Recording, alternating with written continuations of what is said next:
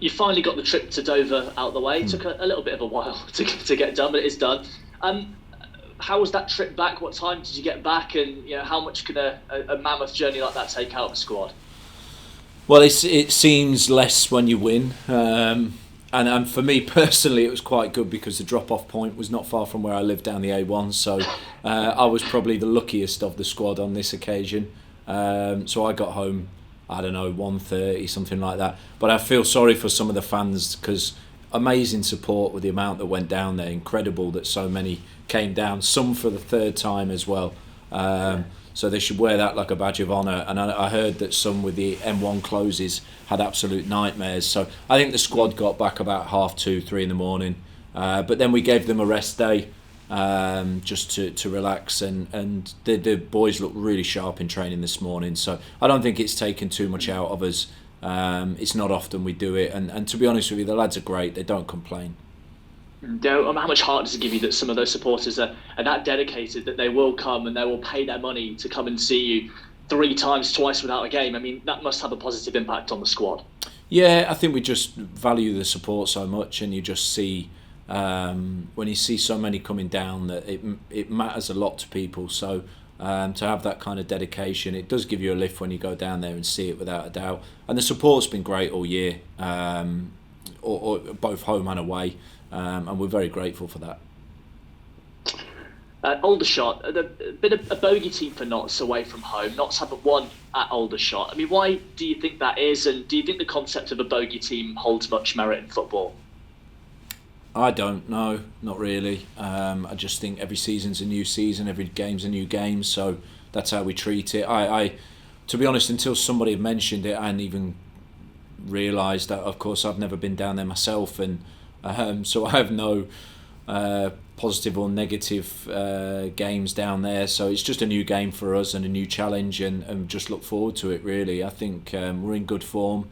Aldershot are fighting for their lives, as were Kings Lynn, as were Weymouth when we played them. So we know that it's never easy, whatever the situation, and we have to be ready for that. But the boys seem in a good place right now, and we just want to continue with this momentum. Scoring plenty of goals at the moment in the process, given how tightly bunched that top seven is. How much do you think the goal difference could be a factor come the end of the season, given the old cliche that it could be worth an extra point? Is that at the forefront of your mind too in these games? No, I think the forefront of our mind is to perform well and try and win the games first of all, and then of course if we score a few goals, I think 10 goals in the last 3 games is a good return. We need to keep putting away our chances. I think that's great habits. So I mean, yeah, it helps when you're hitting 3s and 4s, but the most important thing is that we get the points, get a good performance, and keep this kind of good feeling and momentum going forwards, hopefully towards the playoffs. Every game matters so much right now. Just how exciting is it for you as a head coach coming in every day, knowing that you're going into this run-in and what could happen by the end of this season?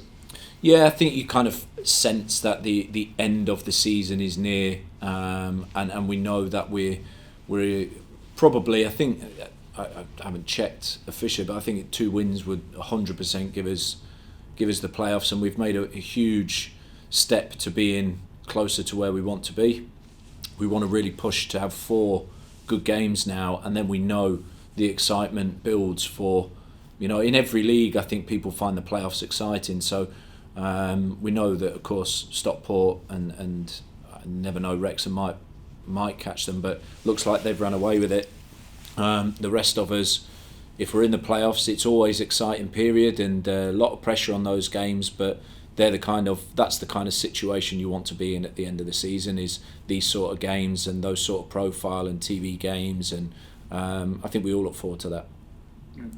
And whereas you were looking over your shoulder in recent games to those teams outside you in the playoffs, now I'm guessing the focus is very much trying to secure that home semi-final. Well, yeah, but look, the focus is on playing a good game on Saturday. I don't really think too much ahead of that.